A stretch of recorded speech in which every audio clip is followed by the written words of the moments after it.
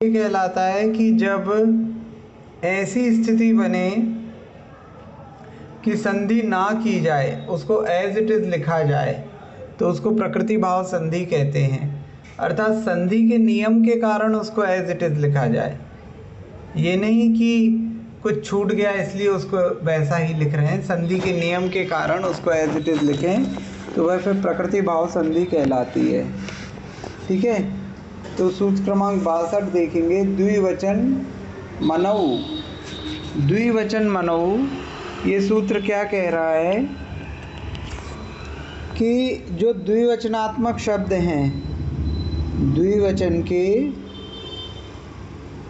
जो शब्द हैं, ठीक है, तो उनमें क्या है, जैसे अपन देखते हैं कि अकारांत पुल्लिंग शब्द हैं, तो जैसे बालक शब्द है तो द्विवचन में क्या होता है, बालकऊ। ठीक है, मुनि शब्द है तो मुनि मुनि, लता शब्द है तो लता लते। तो इस प्रकार इनके द्विवचन अलग अलग प्रकार के होते हैं।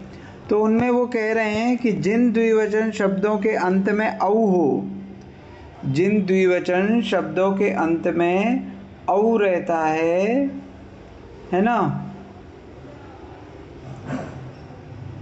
उसके अलावा औ के अलावा अन्य में प्रकृति भाव रहेगा। अर्थात जैसे द्विवचनांत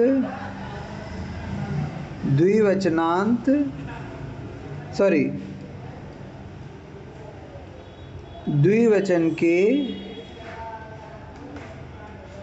जिन शब्दों में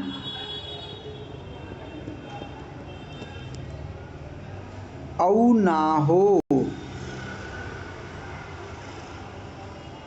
वे प्रकृति भाव रहेंगे, अर्थात उनमें संधि नहीं होगी, और औ रहेगा तो संधि हो जाएगी। ठीक है,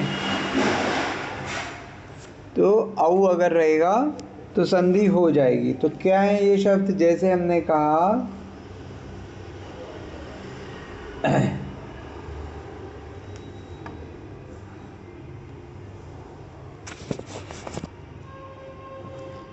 कवि एतौ, कवि एतौ, तो कवि क्या है, कवि का द्विवचन है। जब आप शब्द रूप पढ़ेंगे तो आप लोगों में से कुछ लोगों ने पढ़े होंगे शब्द रूप, तो शब्द रूप में क्या होता है, एक वचन, द्विवचन, बहुवचन। तो यहाँ पर जो द्विवचन है कवि का, कवि कवि कवयः, तो कवि ये द्विवचन है, द्विवचन है, तो इसमें क्या है, औ नहीं है, ई है, तो ये प्रकृति भाव ही रहेगा, अर्थात ये ऐसा ही रहेगा, कवि एतौ। ठीक है, हम कहें मुने एतौ, मुने धन एतौ, तो मुने एतौ कह रहे हैं, तो यहाँ पे ए और ए की संधि संधि हो सकती थी, लेकिन यहाँ संधि नहीं करेंगे, ए सूत्र नहीं लगेगा। यहाँ क्या है, मुने जो है वो द्विवचन है, मुने द्विवचन है, तो यहाँ क्या हो जाएगा, प्रकृति भाव रहेगा। तो ये मुने एतौ ऐसे ही का ऐसे ही रहेगा। अगर हम कहें बालकौ एतौ, बालकौ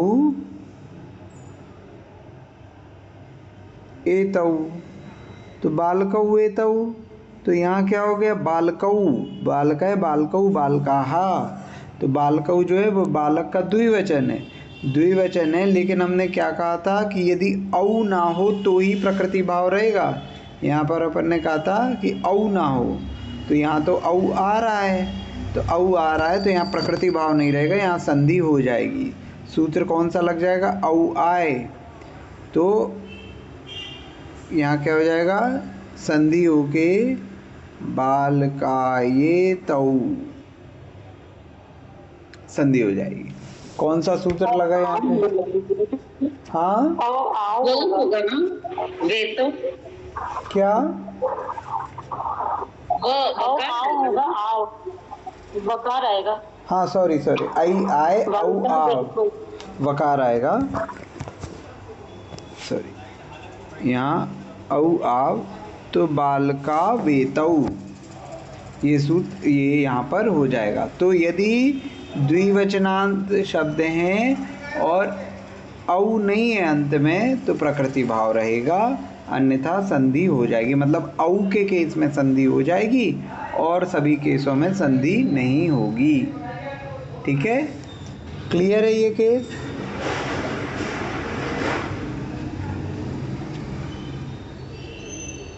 समझ में नहीं आ रहा। हाँ, समझ में नहीं आ रहा। समझ में नहीं आ रहा। आपको शब्द रूप पता है कवि के, मुनि के, बालक के? हाँ हाँ हाँ, बालका बालको बालका। हाँ हाँ, और मुनि के? मुनि मुने मुनाहा। मुनि मुनि मुनियः, मुनि हो गया। मुनिहा। हाँ ठीक है, तो या यहाँ पे हम ले सकते लते एतौ, लते एतौ, तो ये भी लता। हाँ। तो जो द्विवचन वाले शब्द हैं जिनके अंत में औ नहीं है तो उनमें संधि नहीं होगी। जैसे ये कवि क्या है, द्विवचन है, तो कवि से किसी की संधि नहीं होगी। मुनि द्विवचन है तो इससे संधि नहीं होगी। लते द्विवचन है तो इससे संधि नहीं होगी। लेकिन औकार वाले अगर द्विवचन है तो उनमें संधि हो जाएगी। तो बालकौ जो है, बालकौ में औ है अंत में, द्विवचन तो है लेकिन द्विवचन होने के साथ औ है अंत में, तो इसमें संधि हो जाएगी। जिनमें द्विवचन है, द्विवचन होने के साथ औ नहीं है अंत में, दो कंडीशन है। पहला कि द्विवचन हो हैं और औ ना हो, ये दो कंडीशन है। तो ये दोनों कंडीशन है जहाँ पे पूर्ण होंगी वहाँ पर प्रकृति भाव संधि रहेगी, अर्थात संधि नहीं होगी। प्रकृति भाव का अर्थ होता है वहाँ संधि नहीं होगी, मतलब जैसा वह प्रकृति से है वैसा ही रहेगा, उसमें कोई परिवर्तन नहीं होगा। ये प्रकृति भाव संधि का अर्थ होता है। भैया जी ये जो बाल को हेतु करा है इसमें यह नहीं आएगा? हैं? बाल को हेतु में बाल का वेतु आपने करा है, यह नहीं आएगा? या क्यों आएगा? वो मेरे को कौन सा सूत्र है ये मेरे को ध्यान ये नहीं आ अपन रहा। ने औ आव सूत्र लगाया। औ आव सूत्र क्या है? औ आव सूत्र आपका सूत्र क्रमांक हो गया 51। यहाँ क्या था?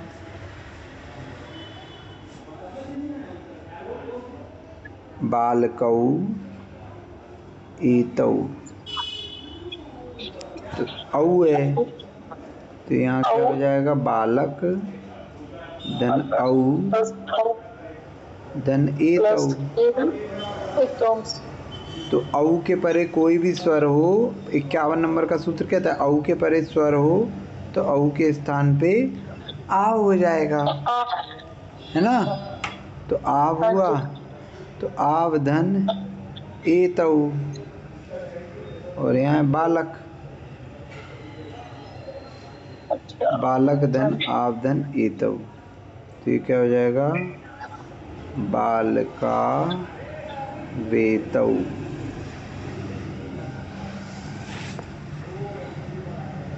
ठीक है, ठीक है ठीक है।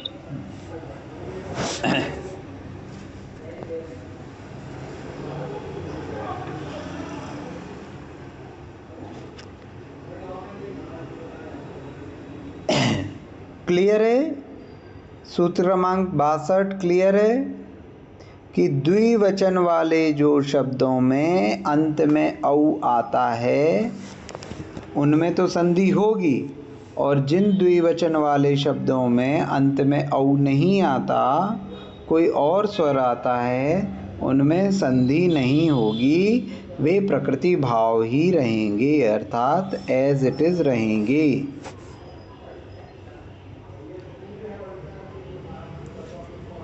कोई प्रश्न किसी का?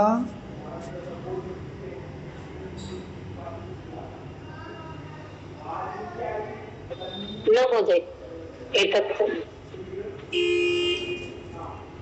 इसके पश्चात सूत्र क्रमांक 63 जो है वो इसका अपवाद है। अपवाद क्या है कि मणिवादी नाम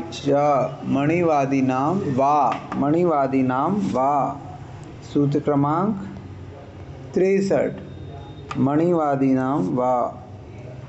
तो ये क्या कह रहा है? ये सूत्र कह रहा है, अभी अपन ने पढ़ा कि द्विवचनांत शब्दों में जिनमें औ अंत में ना हो उनमें संधि नहीं होगी, अर्थात वे प्रकृति भाव रहेंगे। लेकिन यहाँ क्या है, मणि जो है, मणि शब्द, मणि क्या है? मणि का द्विवचन है, मणि मणि मणयः। तो इसके ये नियम लागू नहीं होगा, ये एक्सेप्शन है। तो मणि धन एव है ना, तो यहाँ पर संधि हो जाएगी। ई और ई समान सवर्ण दीर्घी भवति मणिव। ठीक है, इस प्रकार हो जाएगा। यहाँ क्या है, विकल्प से होता है। तो विकल्प से होता है तो अर्थात संधि हो भी सकती है और नहीं भी। तो इसको दोनों तरह से लिख सकते हैं, मणि एव भी लिख सकते हैं और मणि भी लिख सकते हैं। लेकिन ये किस केस में? सिर्फ मणि के केस में है। ठीक है, मणि के केस में ऐसा होगा। और जमपति, कुछ ऐसे शब्द हैं जैसे जमपति है, तो जमपति में भी यही होगा। मणि आदि शब्द कहलाते हैं, उनकी लिस्ट रहती है, कला व्याकरण में वह लिस्ट दी रहती है। तो जैसे जमपति एव, तो यहाँ पे विकल्प से हो जाएगा कि भाई इनमें सूत्र क्रमांक 62 क्या कह रहा था? सूत्र क्रमांक 62 कह रहा था इनमें प्रकृति भाव रहेगा, है ना, क्योंकि औ को छोड़ के अन्य जो द्विवचनांत शब्द हैं उनमें संधि नहीं होती। तो यहाँ पर तो ई है, अंत में ई है, तो यहाँ पर क्या होगा? यहाँ पर सूत्र क्रमांक 62 के हिसाब से संधि नहीं होनी थी, लेकिन 63 क्या कह रहा है? विकल्प से संधि हो सकती है। तो यहाँ पे इसके दो रूप हो जाएंगे, जमपति और जमपति एव, दोनों प्रकार से रूप हैं। ठीक है, क्लियर है भैया जी? हाँ, मेरा प्रश्न था कि एव के जगह में एव हो तो भी होगा या सिर्फ ईव हो तो भी होगा? कोई भी स्वर हो, कोई भी स्वर। अच्छा जी, इधर हमारा जमपति मणि होना चाहिए, बाकी जैसे मणि आगच्छता है ना, तो भी नहीं होगा, कुछ भी हो सकता है स्वर। ठीक है जी जी, धन्यवाद। तो ये जो मणि है ये इसमें एक्सेप्शन है कि इसमें विकल्प से ऐसा होगा। ठीक है, क्लियर है? कोई प्रश्न किसी का? अब एक और एक्सेप्शन है। एक और एक्सेप्शन क्या है कि मणि में विकल्प से संधि होती है। फिर एक और है अमुके। अमुके शब्द सूत्र क्रमांक 64 कह रहा है न साको अदसः, न साको दसः। सूत्र क्रमांक 64 कह रहा है कि यदि अमुके होगा, अमुके, तो संधि होगी। अमुके इसका एक्सेप्शन है। देखो मणि में क्या था? मणि में विकल्प से होगी और अमुके में संधि नियम से होगी। तो अमुके धन अत्र है, तो अमुके भी द्विवचनांत है, तो सूत्र क्रमांक 62 के हिसाब से प्रकृति भाव होना था, इसमें संधि नहीं होनी थी। लेकिन अमुके अत्र क्या कह रहा है? ए अय, तो इसमें संधि हो जाएगी। नहीं, लेकिन यहाँ पे क्या है? ए अय वाला सूत्र नहीं लगेगा, पदांत है, ये पदांत हैं, तो यहाँ पे सूत्र लगेगा आपका एदो पर पदांता लोप मकारः। कौन सा सूत्र है ये? सूत्र क्रमांक 57, एदोत्पर पदांते लोप मकारः। 57 में। यहाँ पे क्या कह रहे, पदांत में वर्तमान एकार ओकार से परे अकार का लोप होता है। तो अमुके और अत्र ये दोनों, ये अमुके जो है वो पद है। हमने क्या बताया था कि जिनकी विभक्ति रूप चलते हैं वो पद कहलाते हैं। तो अमुके द्विवचन में है, प्रथमा के द्विवचन में। तो अमुके ये पद हो गया। तो अमुके के बाद क्या होगा, अकार का लोप होएगा, अमुकेत्र, इस प्रकार से इसको लिखा जाएगा। इसमें वो नहीं होगा, क्या कहते हैं आपका, प्रकृति भाव नहीं होगा, केवल अमुके के लिए, ठीक है। बाकी शब्दों में प्रकृति भाव होगा। जैसे यहाँ पे लते अत्र लिखा होता, यदि लते धन अत्र होता तो इसको क्या लते धन अत्र ही लिखते, लता लते लता, लते द्विवचन है तो लते अत्र ऐसे ही लिखते, प्रकृति भाव ही होता। लेकिन अमुके है तो अमुके में संधि हो जाएगी, ये एक्सेप्शन है। तो हमारे दो एक्सेप्शन क्या हो गए, सूत्र क्रमांक 63 में मणि जमपति आदि शब्द बताए हैं तो इनमें विकल्प से संधि होगी, और 64 में अमुके शब्द बताया है जिसमें संधि होगी। क्लियर है?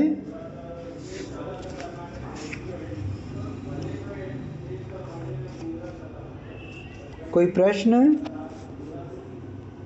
भैया जी, वो जो एक्सप्लेनेशन दिया है पुस्तक में, स्वर परे होने पर अक सहित अदस के ओ को छोड़कर द्विवचन में प्रकृति भाव नहीं रहता, तो वहाँ तो अमुके नहीं लिखा हुआ है, बट इसका अर्थ यही है कि वो अमुके बोल रहे हैं क्या? हाँ, जब हम इनमें इनके शब्द रूप बनाएंगे ना तब अमुके की उत्पत्ति होगी। अच्छा जी, हाँ। धन्यवाद। सूत्र क्रमांक 65 में क्या कह रहे हैं, 65 में ये कह रहे हैं कि अमी शब्द जो है, अमी क्या है, अमी बहुवचन में आता है, ठीक है। तो अमी शब्द बहुवचन में आता है। अमी के परे अगर कोई भी स्वर होगा तो यहाँ पर प्रकृति भाव ही रहेगा, ठीक है, प्रकृति भाव ही रहेगा। अमी से जुड़कर कोई भी स्वर रहेगा तो प्रकृति भाव ही रहेगा। अमी अश्वाह, अमी एडकाह, तो ये सब प्रकृति भाव ही रहेंगे। असौ, अमु, अमी ये रूप चलते हैं। तो अमी, अमी बालकाह, ये बालक, अमी का अर्थ होता है ये, अमी का अर्थ होता है ये बहुवचन में। तो ये बालक, अमी बालका, ये बालक, ठीक है ना। तो अमी के साथ प्रकृति भाव ही रहेगा, यहाँ पे संधि नहीं होगी। तो यहाँ पे अब जैसे हम कहें कि अमी आचार्याः, ये आचार्य, अमी आचार्याः, ये आचार्य। तो यहाँ माँ के अंत में, अमी के अंत में ई था और यहाँ आ था, तो यहाँ वर्ण यम सवर्ण न चपरो लोप्य, ये सूत्र लग सकता था, ई के स्थान पे या हो सकता था, लेकिन यहाँ या नहीं होगा। यहाँ क्या हो जाएगा, अमी आचार्य ऐसा का ऐसा ही रहेगा, ये प्रकृति भाव होता है। अमी शब्द के साथ संधि नहीं होगी, ठीक है, स्वर परे होने पे। यहाँ पे केवल ये सूत्र अमी के लिए है, अन्य शब्दों के लिए नहीं, ठीक है। क्लियर है ये? अब प्लुत आता है। भैया जी एक पूछे, हाँ अमी मतलब आपने बताया हिंदी में ये, हाँ, और मराठी में क्या होगा, हे मुलं, क्या मतलब मराठी में कैसे होगा उसका, ये बालक हूँ मतलब वो बालक, मराठी में कैसे होगा, जवळ आहे ते, हाँ हे बाळक, हाँ हे बालक, हाँ वही तो बोल रही हूँ मेरी, हाँ मुलगा, हे मुलं, दिस का प्लूरल क्या होता है? दीज। तो दीज हो गया आपका ये, ठीक है। तो दीज, दीज को आप जो भी मराठी में कहते हो वो हो जाएगा, ठीक है ना। दीज स्टूडेंट्स, दीज पीपल, इस प्रकार से हम कह सकते हैं, है ना। तो अमी का अर्थ है ये।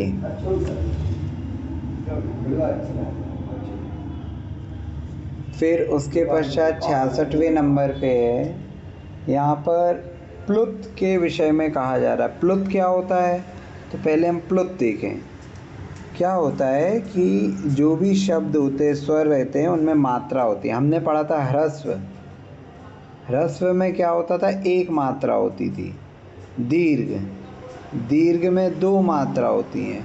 प्लुत, प्लुत में तीन मात्रा होती है। अब तीन मात्रा कैसी होती हैं? तो तीन मात्रा वाले शब्द तो हमसे उच्चारण करते ही नहीं बनते। तो ये जैसे क्या होता है प्लुत, जैसे मुर्गे की बांग होती है, कुक कुक क्रू, ऐसे बोलता है वो। तो पहले ह्रस्व, फिर दीर्घ, फिर प्लुत। बच्चे जैसे रहते हैं, हाँ हाँ हाँ, ऐसे रोते हैं। तो ये क्या है? जो वो लंबा खींचते हैं, ये प्लुत है।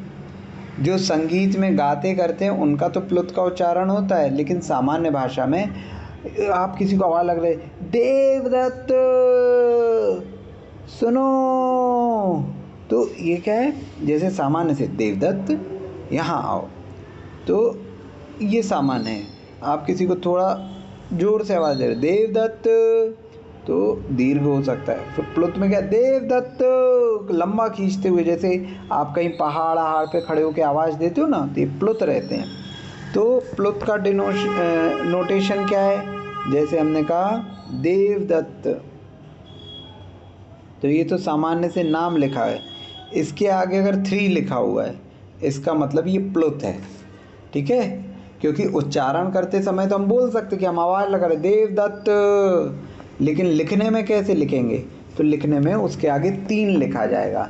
3 लिखा जा रहा है, इसका मतलब ये प्लुत है, आवाज़ लगाई जा रही है, ठीक है। तो ये जो प्लुत रहते हैं, प्लुत वाले शब्दों के साथ संधि नहीं होती, ये प्रकृति भाव में ही रहेंगे, ठीक है। यहाँ पर संधि नहीं होगी। तो अगर हम कहें देवदत्त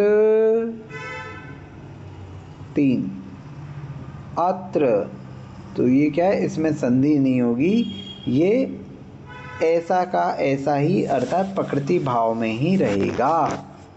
समझ में आया आप लोग को? प्लुत किसको कहते हैं?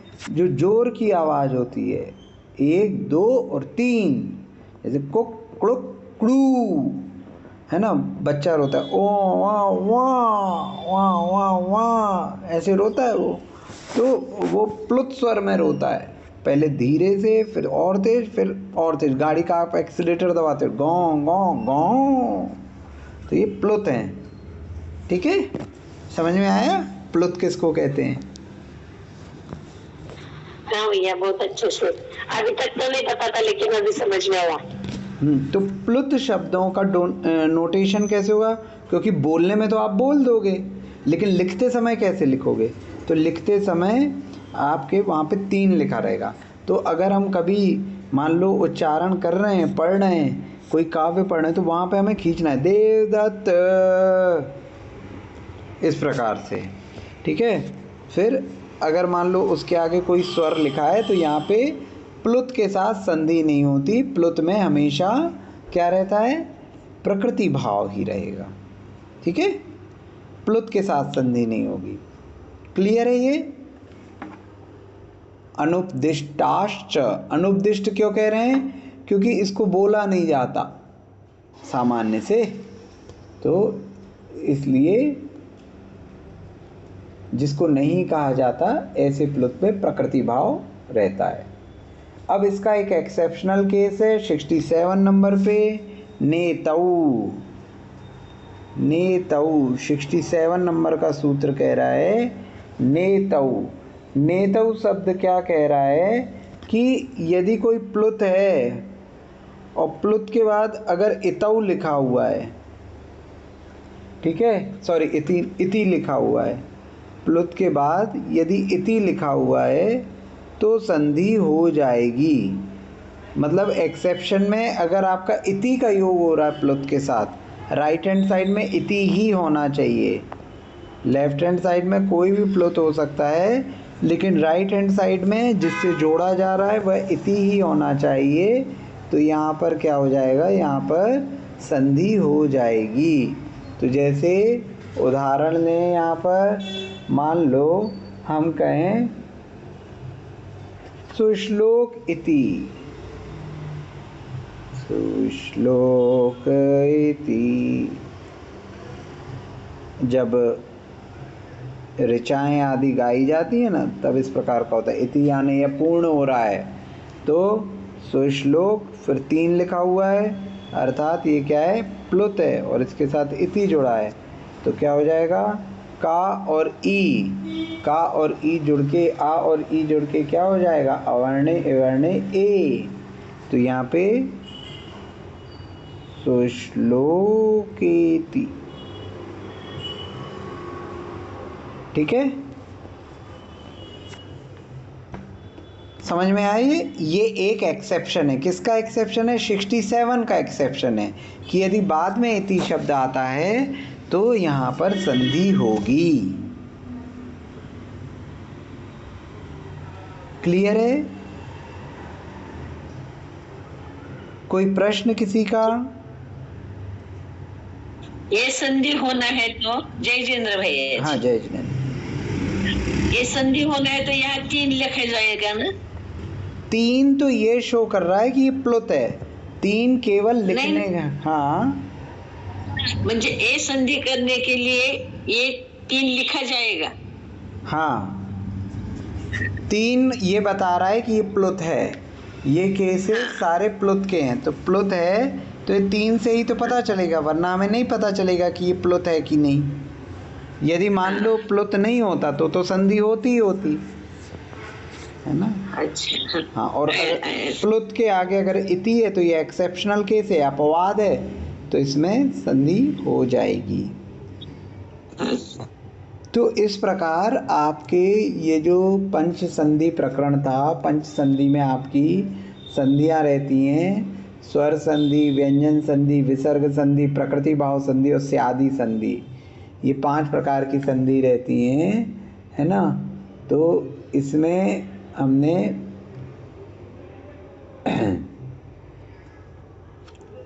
सभी चीज़ें पढ़ ली जो मूल रूप से बेसिक थी, जो अधिकांशतया उपयोग में आती हैं, है ना। और ये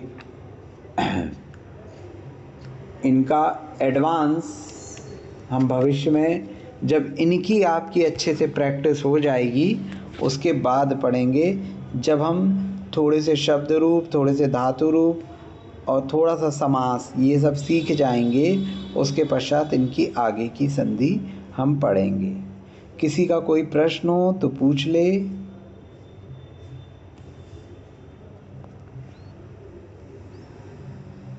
नहीं है? ठीक है। तो आपका पंच संधि प्रकरण पूर्ण होता है लेवल 1 पे, बेसिक प्रकरण। ठीक है, पूरे सूत्र नहीं हुए, ये बेसिक जो पंच संधि है वह हमारी पूर्ण होती है। इसके पश्चात हम शब्द रूप बनाना सीखेंगे कातंत्र व्याकरण से, कि जो हम शब्द रूप लिखते कि भैया हमने कैसे ये डिसाइड किया कि बालका बालकऊ बालकाहा होगा, लता लते लताहा होगा, मुनि मुनि मुनीन होगा, किस प्रकार से ये होगा, मुनि मुनि मुनिया होगा, सॉरी। तो ये किस प्रकार से होंगे, क्या हमने प्रक्रिया की, कैसे इन शब्द रूपों का निर्माण होता है, ये प्रक्रिया पूरी हम स्वरांत विभक्ति प्रकरण में देखेंगे। तो ये हम थोड़े समय बाद इनको अल्टरनेट डेज में पढ़ते जाएंगे। ठीक है, तो स्वरांत विभक्ति प्रकरण हमारा हो जाएगा।